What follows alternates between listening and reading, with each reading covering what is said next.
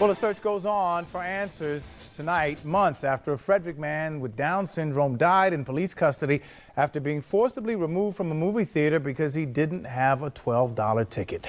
And if you think that sounds like a tragic waste of a human life, well, tonight we find it's even a little worse than that. Deborah Alferone's been all over this story. Deborah. And Derek, it's been said that Ethan's death all came down to not having a $12 movie ticket. 26-year-old Ethan Saylor and his aide went to the movies in January to see Zero Dark 30.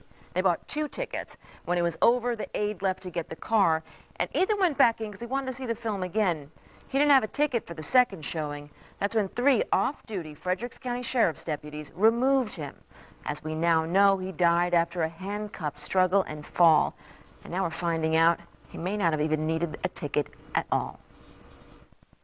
It turns out that under the ADA laws, a caretaker doesn't need to have a ticket with someone with a disability at a movie theater anyway. So the 2 tickets that were already purchased for Ethan and his caretaker for the first viewing would have been sufficient for him to stay a second time.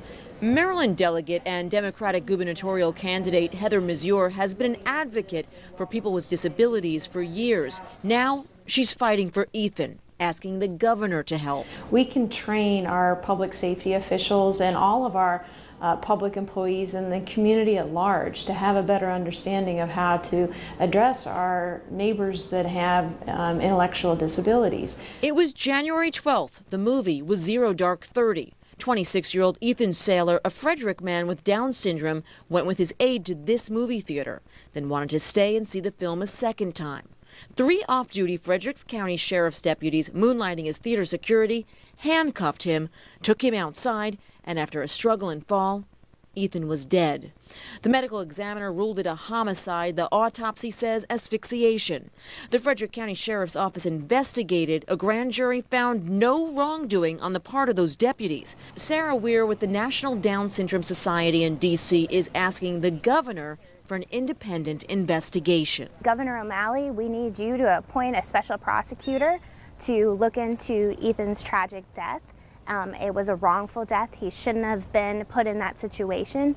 There's many ways we could have de-escalated the situation, and we need you to take action. Ethan's life never had to be taken. Calls to the sheriff's office were referred to their lawyer. The lawyer hasn't called us back. Called the governor's office. They declined our request for an interview, but say they've been working with disability advocates to see what the state can do to prevent tragedies like this from happening again, including training for law enforcement. But no word now on whether they're going to launch that independent investigation. The Justice Department is investigating, Derek. Thank you, Deborah.